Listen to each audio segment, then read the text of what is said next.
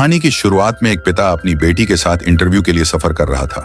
रास्ते में पिता को फूलों के पराग से एलर्जी होने लगी और अचानक उसे जोर से छींक आ गई। बस उसी एक पल की लापरवाही में सड़क के बीचों बीच एक अजीब जीव आकर खड़ा हो गया। जब तक पिता रॉबर्ट को होश आया तब तक बहुत देर हो चुकी थी।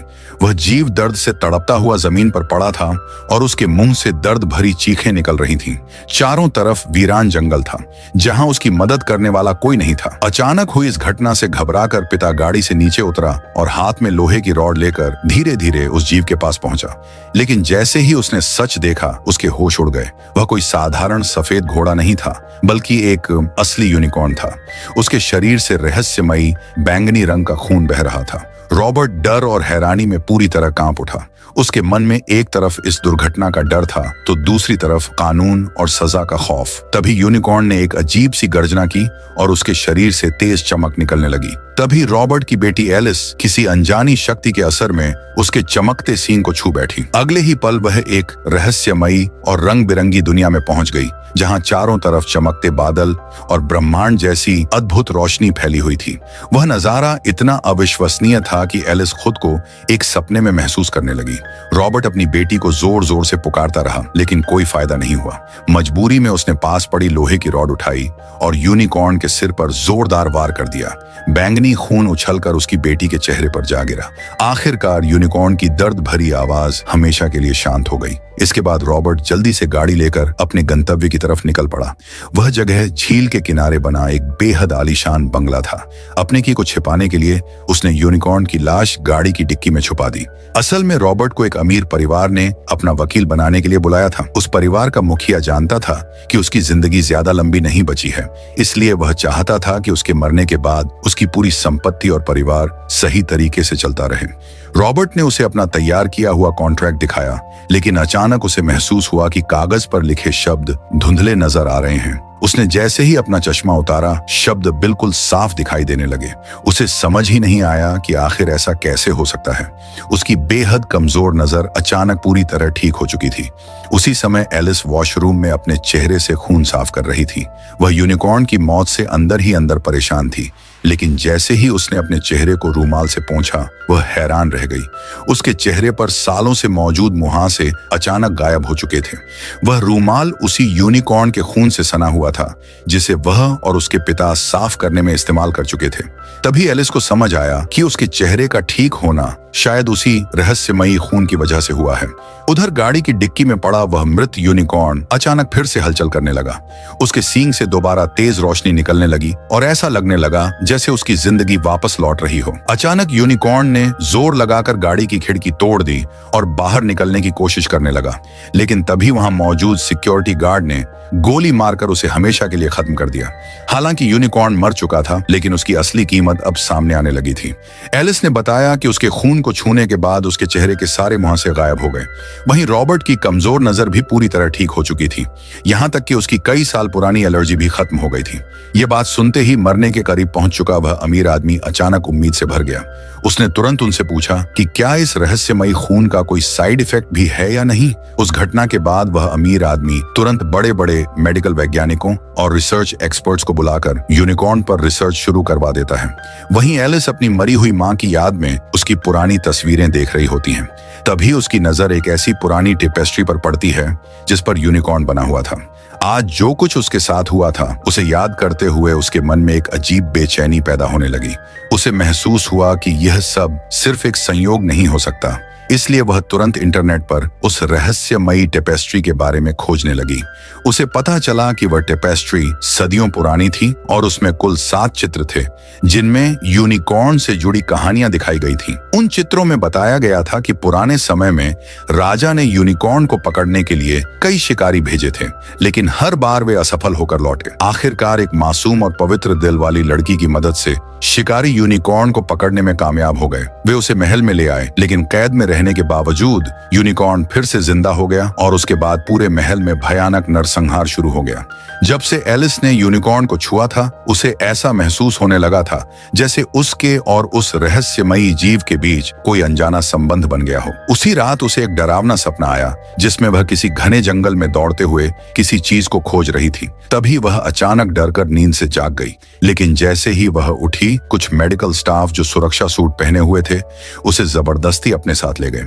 क्योंकि एलिस और उसके पिता सबसे पहले यूनिकॉर्न के खून के संपर्क में आए थे, इसीलिए अमीर आदमी के कहने पर दोनों का पूरा मेडिकल चेकअप किया गया। जांच में पता चला कि उनके शरीर में किसी तरह का कोई साइड इफेक्ट नहीं था। इसके बाद डॉक्टर सबको अपनी रिसर्च के नतीजे समझाने लगे, लेकिन तभी उनकी असिस्टेंट, एक काली लड़की, बीच में बोल पड़ी। उसने बताया कि यूनिकॉर्न मरने के बाद भी उसका सींग लगातार अजीब इलेक्ट्रोमैग्नेटिक वेव्स छोड़ रहा है। लेकिन वहां मौजूद लोगों को इन बातों से ज्यादा मतलब नहीं था। वे सिर्फ यह जानना चाहते थे कि क्या यूनिकॉर्न का खून सच में लाइलाज बीमारियों को ठीक कर सकता है। इसके बाद डॉक्टर एक शीशी निकालते हैं जिसमें यूनिकॉर्न के सींग का पाउडर भरा हुआ था। शुरुआती रिसर्च में पता चला कि यह पाउडर उसके खून से भी ज्यादा ताकतवर था। यह सुनते ही अमीर आदमी बेकाबू हो गया और डॉक्टरों को तुरंत उस पाउडर को दवा में मिलाकर इंजेक्शन के जरिए उसके शरीर में डालने को कहा, ताकि उसके शरीर में फैला कैंसर हमेशा के लिए खत्म हो सके। इंजेक्शन लगने के बाद वह धीरे धीरे सो गया और बाकी लोग कमरे से बाहर चले गए। लेकिन एलिस अब भी उन पुरानी कहानियों और रिसर्च में डूबी हुई थी।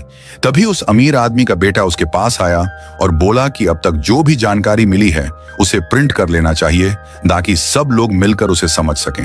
तभी अचानक उसकी नजर कमरे की तरफ गई और वह हैरान रह गया। कुछ देर पहले तक जो आदमी चल भी नहीं सकता था, वह अब अपने पैरों पर खड़ा होकर चल रहा था। यहाँ तक कि उसकी लाठी की भी अब जरूरत नहीं रही थी। वह किसी कैंसर मरीज की तरह बिल्कुल नहीं दिख रहा था। जब डॉक्टरों ने उसका ब्लड टेस्ट किया तो वे खुद दंग रह गए। सिर्फ कुछ घंटों के अंदर उसके शरीर का सारा कैंसर गायब हो चुका था। ये खबर सुनते ही वह अमीर आदमी खुशी से पागल हो गया। उसने तुरंत दुनिया के सबसे अमीर लोगों से संपर्क करना शुरू कर दिया और यूनिकॉर्न के सींग के पाउडर को $1 अरब प्रति डोज की कीमत पर बेचने का ऐलान कर दिया। कुछ ही मिनटों में अरबों डॉलर की डील्स होने लगी। लेकिन तभी एलिस ने सबकी खुशी पर पानी फेर दिया। उसने अपनी रिसर्च के बारे में बताते हुए कहा कि अगर यूनिकॉर्न सच में मौजूद हैं, तो उनसे जुड़ी पुरानी कहानियां भी झूठ नहीं हो सकती। उसने सबको चेतावनी दी कि अगर वे जिंदा रहना चाहते हैं तो यूनिकॉर्न के शरीर को तुरंत वापस जंगल में छोड़ देना चाहिए, वरना बाकी यूनिकॉर्न बदला लेने जरूर आएंगे। लेकिन सामने अरबों डॉलर का लालच देखकर वह अमीर आदमी उसकी बात कैसे मानता। उसने एलिस की चेतावनी को बकवास कहकर ठुकरा दिया। गुस्से में एलिस वहां से बाहर निकल गई और अकेले गाड़ी में जाकर बैठ गई। उसी समय आसमान में रंग बिरंगी उत्तरी रोशनी यानी ऑरोरा चमकने लगी। उधर लैब में यूनिकॉर्न की लाश को वैक्यूम सील करके एक संक्रमित गलियारे से ले जाया जा रहा था। तभी अचानक पूरी बिल्डिंग की बिजली चली गई। इलेक्ट्रोमैग्नेटिक अलार्म जोर जोर से बजने लगे और चारों तरफ डरावनी गर्जनाएं गूंजने लगी। आसमान में चमकती रोशनियों के बीच बिजली कड़कने लगी। तभी डॉक्टर ने अपने सीने में तेज दर्द महसूस किया और जब नीचे देखा तो डर के मारे उसकी चीख निकल गई। एक विशाल सींग उसके शरीर को आर पार कर चुका था। पारदर्शी प्लास्टिक के पीछे एक और भी विशाल यूनिकॉर्न खड़ा दिखाई दे रहा था, जो गुस्से में इधर उधर घूम रहा था। वहीं दूसरी तरफ एलिस अंधेरी गाड़ी में बैठी चारों ओर टॉर्च की रोशनी से देख रही थी। तभी अचानक एक यूनिकॉर्न उसकी गाड़ी के सामने आकर खड़ा हो गया। वह तुरंत गाड़ी से बाहर कूदी और तेजी से नीचे छिप गई। मौका मिलते ही वह पूरी ताकत से भागती हुई सीधे हवेली के बगीचे की तरफ दौड़ पड़ी। सबको हैरानी तब हुई जब वह यूनिकॉर्न अचानक शांत हो गया। वह धीरे धीरे एलिस के सामने घुटनों के बल बैठ गया और अपना सींग उसकी तरफ बढ़ाने लगा। एलिस समझ नहीं पा रही थी कि उसे छूना चाहिए या नहीं, लेकिन तभी एक सिक्योरिटी गार्ड ने गोली चला दी और उस अजीब पल को तोड़ दिया। घायल यूनिकॉर्न तुरंत वहां से भाग गया। बंगले के अंदर बैठे लोग सोचने लगे कि आखिर यूनिकॉर्न ने एलिस को नुकसान क्यों नहीं पहुंचाया। तभी एलिस को याद आया कि उसने पहले उस छोटे यूनिकॉर्न को छुआ था। शायद उसी पल उसके और यूनिकॉर्न्स के बीच कोई रहस्यमयी संबंध बन गया था। शायद इसी वजह से यूनिकॉर्न उसे अपना दुश्मन नहीं मान रहे थे। लेकिन लालच में अंधा हो चुका अमीर आदमी अब सभी यूनिकॉर्न्स को अपने कब्जे में लेना चाहता था। उसने एक पूरी शिकार टीम तैयार की और घायल यूनिकॉर्न को बचाने के बहाने जंगल में निकल पड़ा। वे लोग जमीन पर फैले बैंगनी खून के निशानों का पीछा करते हुए घने कोहरे से भरे जंगल तक पहुंच गए। वहीं उन्हें घायल यूनिकॉर्न दिखाई दिया। उसके चमकते सींग की रोशनी ने अनजाने में उसकी छिपने की जगह बता दी थी। अमीर आदमी धीरे धीरे उसकी तरफ बढ़ा और उसका सींग काटने की कोशिश करने लगा, लेकिन तभी उसके पीछे अचानक एक विशाल यूनिकॉर्न प्रकट हो गया। अगले ही पल घना कोहरा फैल गया और सिक्योरिटी गार्ड एक एक करके गायब होने लगे। असल में वे दो विशाल यूनिकॉर्न थे जो अंधेरे और धुंध का फायदा उठाकर सब पर हमला कर रहे थे। कुछ ही मिनटों में पूरी टीम खत्म हो गई। किसी तरह सिर्फ रॉबर्ट और वह अमीर आदमी जान बचाकर वहां से भाग पाए, लेकिन यूनिकॉर्न लगातार उनका पीछा कर रहे थे। दूसरी तरफ उस अमीर आदमी का बेटा और उसकी टीम छोटे यूनिकॉर्न के सींग को काटने की योजना बना रहे थे। तभी उन्हें समझ आया कि जो दो विशाल यूनिकॉर्न हमला कर रहे थे वे उसी छोटे यूनिकॉर्न के माता पिता थे। वे दोनों मिलकर अपने बच्चे को वापस लेने आए थे। मौत को सामने देखकर अमीर आदमी ने डरते हुए यूनिकॉर्न्स को शांत करने की कोशिश की। कुछ पल के लिए ऐसा लगा जैसे उसकी बातों का असर हो गया हो। नर यूनिकॉर्न धीरे धीरे अपना सिर नीचे करने लगा। अमीर आदमी हिम्मत करके उसके सींग को छूने के लिए आगे बढ़ा, लेकिन जैसे ही उसका हाथ सींग तक पहुंचने वाला था, नर यूनिकॉर्न ने अचानक हमला कर दिया और उसका सींग सीधे उसके सिर को चीरता हुआ निकल गया। बाकी बचे लोग डर के मारे भागते हुए हवेली के अंदर घुस गए और बड़े बड़े दरवाजे बंद कर दिए। अब सबकी आंखों से यूनिकॉर्न्स की मासूम और जादुई छवि टूट चुकी थी। उन्हें पहली बार एहसास हुआ कि वे कितने खतरनाक हो सकते हैं। जब उन्होंने पुलिस को कॉल करने की कोशिश की, तभी पूरी हवेली में इलेक्ट्रोमैग्नेटिक वेव्स फैल गईं, बिजली चली गई और फोन के सिग्नल भी खत्म हो गए। साफ था कि यूनिकॉर्न्स ने पूरी जगह को घेर लिया था। काफी बहस और डर के बाद आखिर सबने फैसला किया कि छोटे यूनिकॉर्न को उसके माता पिता को वापस कर देना चाहिए। लेकिन समस्या यह थी कि बाहर निकलने के लिए हवेली का भारी गेट खोलना जरूरी था और बिजली बंद होने की वजह से उसे सिर्फ हाथों से ही खोला जा सकता था। इसलिए तय हुआ कि काली लड़की छोटे यूनिकॉर्न को उसके माता पिता तक पहुंचाएगी, जबकि नौकर हवेली का गेट हाथ से खोलेगा। हालांकि उन्होंने छोटे यूनिकॉर्न को वापस करने का फैसला कर लिया था, लेकिन लालची अमीर बेटे ने चुपके से उसका सींग अपने पास छुपा लिया। जब वह लड़की छोटे यूनिकॉर्न को लेकर उसके माता पिता के सामने पहुंची, तो यूनिकॉर्न्स ने तुरंत महसूस कर लिया कि उनके बच्चे का सींग गायब है। यह देखकर वे आग बबूला हो गए। अगले ही पल उन्होंने उस लड़की के शरीर को बीच से फाड़ डाला। इतनी मौतें देखने के बाद भी अमीर बेटे का लालच खत्म नहीं हुआ था। वह अब भी सोच रहा था कि यूनिकॉर्न्स से अरबों डॉलर कैसे कमाए जा सकते हैं। उसके दिमाग में एक खतरनाक योजना चल रही थी।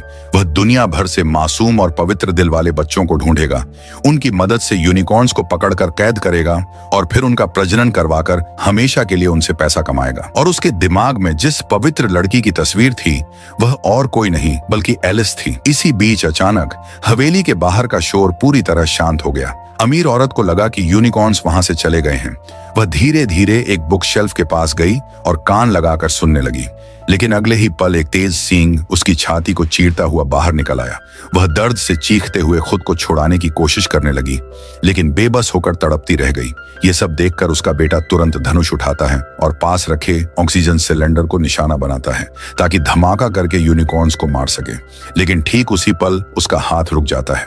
उसे डर था कि अगर सिलेंडर फट गया तो यूनिकॉर्न्स मर जाएंगे और फिर उनका इस्तेमाल करके अरबों कमाने का उसका सपना हमेशा के लिए खत्म हो जाएगा। अपने लालच में अंधा हो चुका वह अमीर बेटा आखिर अपनी ही मां को मरता हुआ छोड़ देता है।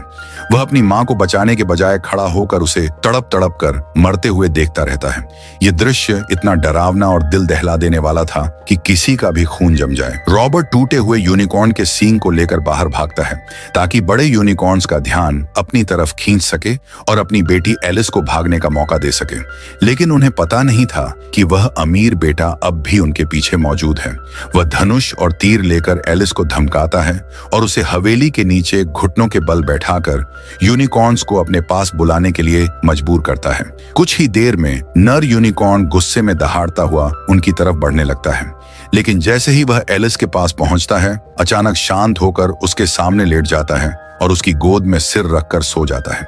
यह दृश्य उस प्राचीन कहानी को सच साबित कर देता है कि सिर्फ एक पवित्र और सच्चे दिल वाली लड़की ही यूनिकॉर्न को शांत कर सकती है। शायद एलिस वही लड़की थी, लेकिन यह देखकर अमीर बेटा तुरंत रस्सियों से उस यूनिकॉर्न को बांध देता है। तभी दूसरी तरफ रॉबर्ट टूटे हुए सींग की मदद से मादा यूनिकॉर्न को भी हवेली तक ले आता है। वह भी एलिस के सामने आकर शांत हो जाती है और उसके पास लेट जाती है। लालची बेटा जल्दी जल्दी उसे भी बांध देता है और सोचने लगता है कि अब वह इन यूनिकॉर्न्स को कैद करके हमेशा के लिए उनका प्रजनन करवाएगा और अरबों डॉलर कमाएगा। रॉबर्ट अपनी बेटी की तरफ देखता है और समझ जाता है कि एलिस इन यूनिकॉर्न्स को आजाद करना चाहती है, इसलिए वह आखिरी बार हिम्मत जुटाकर टूटे हुए सींग को हथियार बनाते हुए उस अमीर बेटे पर हमला कर देता है। लेकिन वह लड़का भी जवाब में तीर चला देता है। अगले ही पल दोनों गंभीर रूप से घायल होकर जमीन पर गिर पड़ते हैं। इसी दौरान बंधे हुए यूनिकॉर्न्स जाग जाते हैं। वे पूरी ताकत लगाकर रस्सियां तोड़ देते हैं। घायल अमीर बेटा कांपते हाथों से धनुष पकड़े खड़ा होता है और खुद से कहता है कि अगर उसे यूनिकॉर्न का खून मिल जाए तो वह अभी भी बच सकता है। लेकिन जैसे ही उसकी नजर आजाद हो चुके यूनिकॉर्न्स पर पड़ती है, उसके चेहरे पर डर और निराशा छा जाती है। उधर रॉबर्ट अपनी चोटों की वजह से दम तोड़ देता है। एलिस अपने पिता की मौत से टूट जाती है। तभी यूनिकॉर्न्स का वह जोड़ा धीरे धीरे उसके पास आता है। वे रॉबर्ट के शरीर को उठाकर छोटे यूनिकॉर्न के पास लिटा देते हैं।